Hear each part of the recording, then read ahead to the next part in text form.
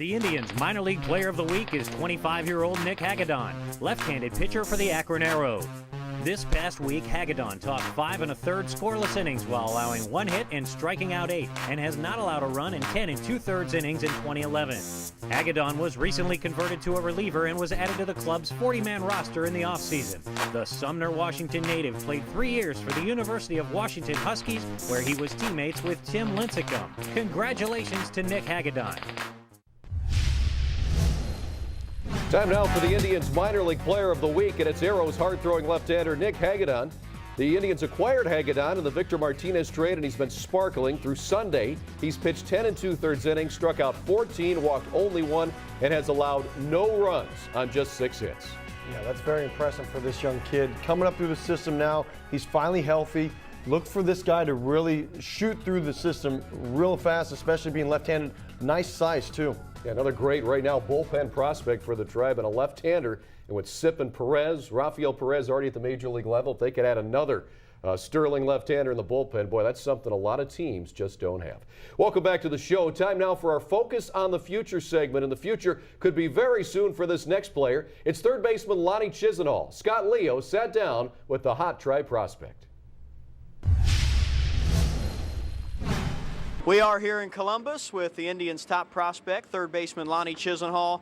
And Lonnie, thanks for taking a few minutes with us. You're off and running here in this 2011 campaign, your rookie year in AAA.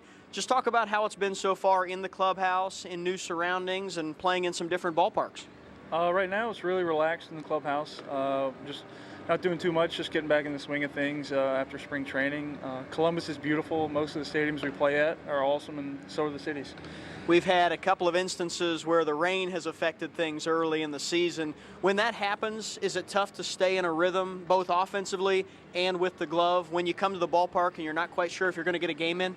Yeah, it's tough when it's raining. Everybody comes to the field. It's nice to have a rain out every once in a while, but not 2 or 3 days in a row. You kind of itch to get out there and swing the bat and get a few ground balls. But you miss it, but you need one every once in a while. A couple of questions for you about you as a ball player to this point.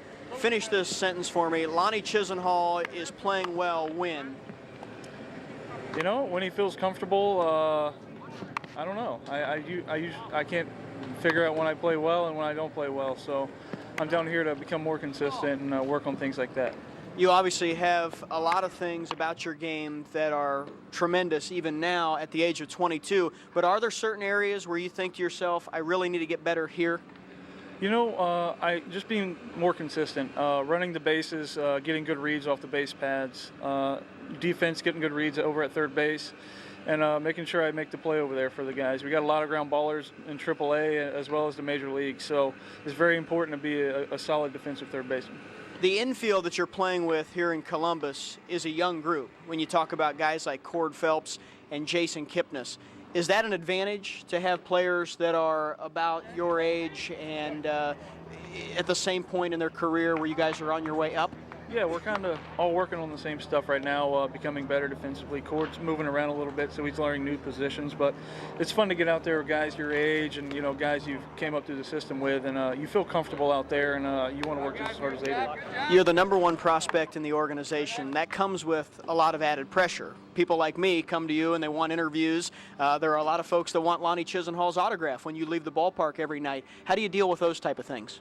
You got to be honored that stuff like that happens. Like you said, when guys don't want to talk to you anymore, you kind of get in a little bit of trouble. But no, it's fun. You got to, live in the moment and enjoy every bit of it. How often are you reading the clippings when people write about how good Lonnie Chisenhall is as a player, or when they project he's going to get that call up to the big leagues?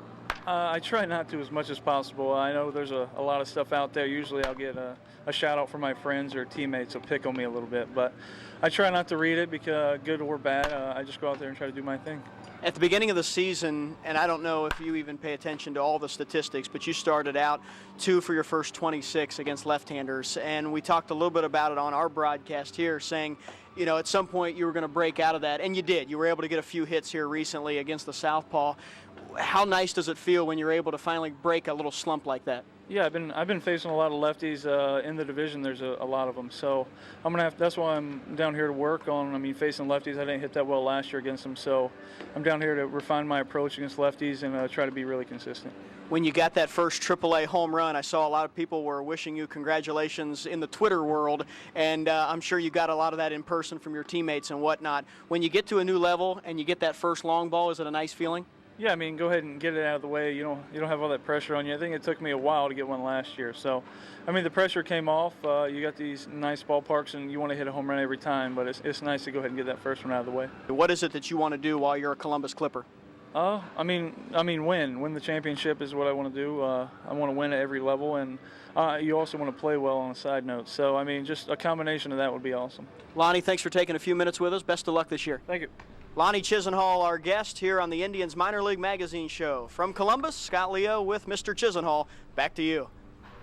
Scott, Lonnie, thanks. As you get a look at the vitals on Lonnie Chisenhall, the Indians' first-round pick in 2008. Had a great spring last year, great spring this year, Jay, but off to a bit of a slow start. Now I think you see why that the Indians want him to spend some time at AAA. He's never been at the AAA level now until this year. Yeah, and you want to experience that as much as you can, because if you are a young player like Lonnie is, you have to make sure that you have everything going and ready for you by the time you do get to the big leagues. Lonnie has all the makeup and all the beans to be that very nice major league player, but he's in the learning process. He's still extremely young, and he's going to get that time to season it and make sure that he's ready to go this year. Well, and also the Indians want him to work on his defense, and he has gotten better with that as well. Yeah, I like his defensive skills right now. You have to understand, they look for him to be very nice from the defensive aspect, but also from a corner aspect, they want him to be able to hit for power.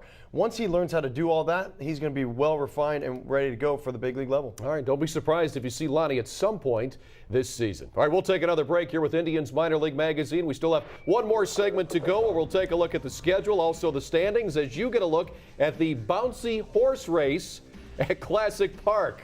Jason Stanford wanted to take me on in this. I said no dice. But look at it. Looks like fun. Right, Jay? It does. Oh, beautiful. 26, 36 feet per up. Back here with Indians Minor League Magazine, we check the standings for the clubs. The Columbus Clippers right there. Akron in third place, Kinston in fourth, Lake County in third place, and of course Mahoning Valley, the short season team, will begin play in mid-June. Here's the schedule for the Indians farm teams. Columbus on the road for Gwinnett and Charlotte. Akron will host Bowie at Canal Park and then head to Binghamton to take on the B-Mets. Kinston's at home for Salem. Then they'll travel to Lynchburg and Lake County at Fort Wayne before coming home for a weekend series against South Bend. Along with Jason Stanford, I'm Al Pulowski. Our debut edition for 2011 on Indians Minor League Magazine. The biggest topic, I guess, overall this year, Jay, is simply the weather. Not only for the major leagues teams, but the minor league teams. How does that go when you've got rainouts, you've got a schedule to change from spring training, you're getting up early, now you're getting up late for the games? Yeah, it's been very tough, especially with the weather the way it is in Northeast Ohio. You have to understand, too, that when you go from spring training, you're getting up at 6, 7 o'clock in the morning to get yourself ready for practice and spring training and then games in the early afternoon. But once you get during your regular season, now all of a sudden you have to sleep in. You show up to the ballpark around 2:30, 3 o'clock to get yourselves ready for a 7 o'clock game. That's tough to change that routine. And then to add in the inclement weather like they have, it's been very tough. And that's why you see some of these guys getting off to slow starts. All right, Jay. Well, this first episode almost in the books. It's going to be fun again this year. The Indians have a lot of good prospects, truly at every level, AAA, AA, and single A. Yeah, they do. They have some very nice talent at every level right now. Look for these guys to really step it up this season. The Indians really have not had talented players like this for a long time, so it's been very nice to see all this. All right, that's a wrap on the show. Thanks for joining us. For Jason Stanford, I'm Al Pulowski. We'll take you out with some great defense from the Lake County Captains, as their pitching and defense has been very good this year. Have a great week. We'll talk to you again soon. Have a good one.